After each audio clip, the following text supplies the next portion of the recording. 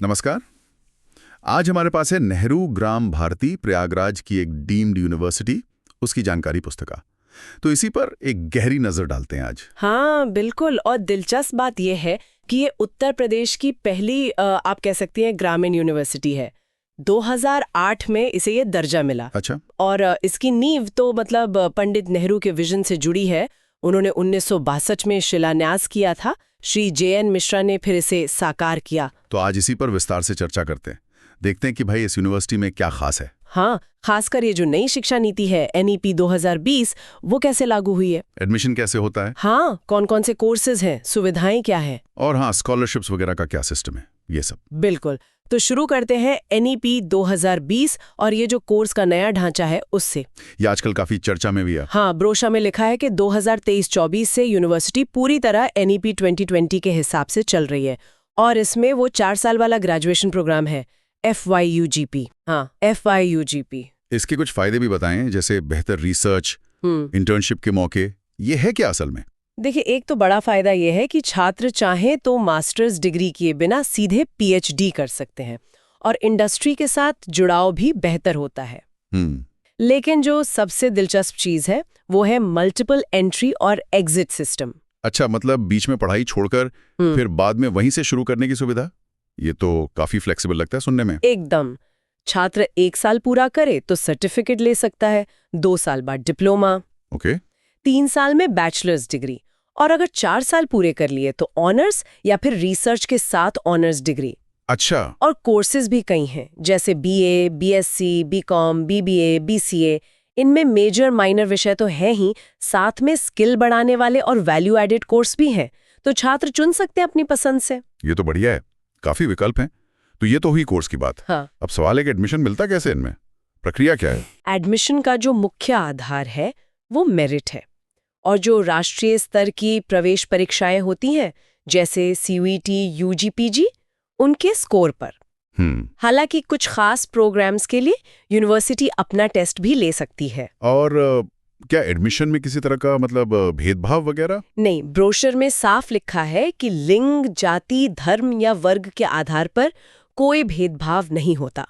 कोशिश यही रहती है कि समाज के जो वंचित वर्ग हैं उनके छात्रों को भी मौका मिले।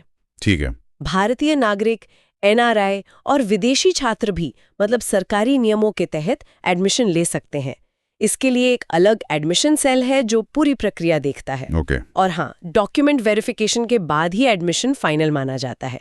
फीस वापसी के लिए UGC के जो मौजूदा नियम है वही लागू होते हैं। अच्छा, इसमें 2025-26 सेशन के लिए कुछ डेट्स भी दी हुई हैं, जैसे रजिस्ट्रेशन CUET के हिसाब से होगा या फिर 2 अप्रैल 2025 तक, काउंसलिंग जून 2025 के बाद, और एडमिशन 31 जुलाई 2025 तक बंद। हाँ, ये ध्यान रखने वाली तारीखें हैं। बिल्कुल।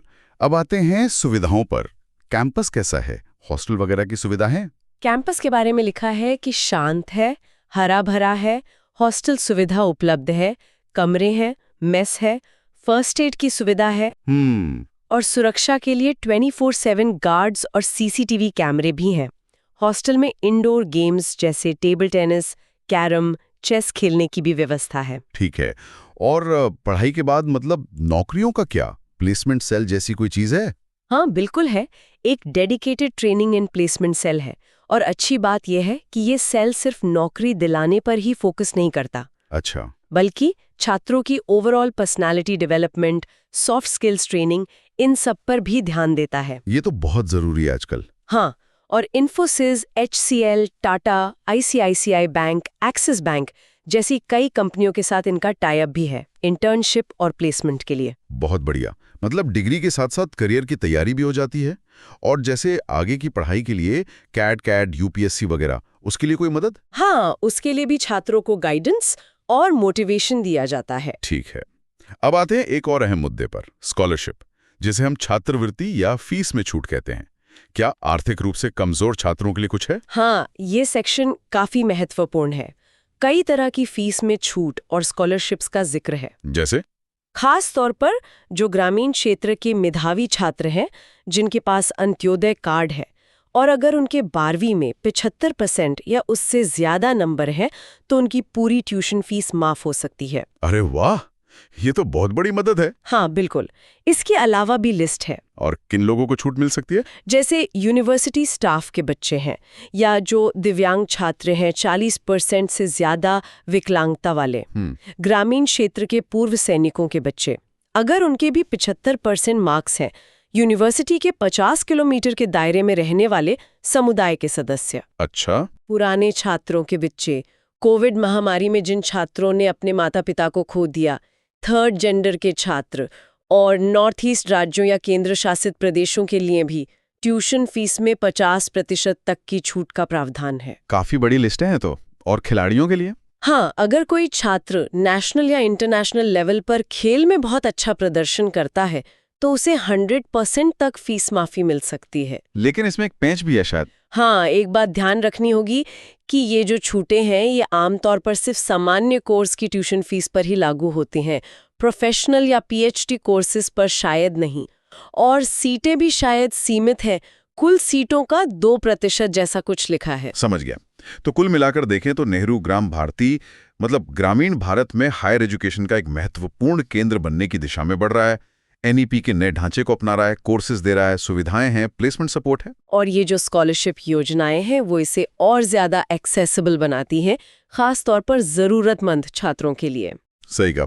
ब्रोशर से तो यही एक पॉजिटिव तस्वीर उभरती है। बिल्कुल, लेकिन यहाँ एक सवाल सोचने लायक जरूर है। ये जो एनईपी की मल्टीपल एंट्री एग्जिट वाली व्यवस्था है, जो सुनने में इतनी लचीली लगती है, हाँ, वो खास तौर पर ग्रामीण पृष्ठभूमि से आने वाले छात्रों के लिए असल में कितनी फायदेमंद साबित होगी? क्या ये लचीलापन उन्हें सच में आगे बढ़ने में मदद करेगा, या फिर कहीं ऐसा न हो कि बीच में पढ़ाई छोड़ने का चलन बढ़ जाए, खास तौर पर आर्थिक दबावों के चलते? ये वाकई एक गहरा सवाल है। इस लचीलेपन के अपने फायदे और नुकसान दोनों हो सकते हैं, खासकर इस संदर्भ में। इस पर और सोचने की जरूरत है। आज की इस पूरी जानकारी भरी चर्चा के लिए बहुत बहुत धन्यवाद। धन्यवाद।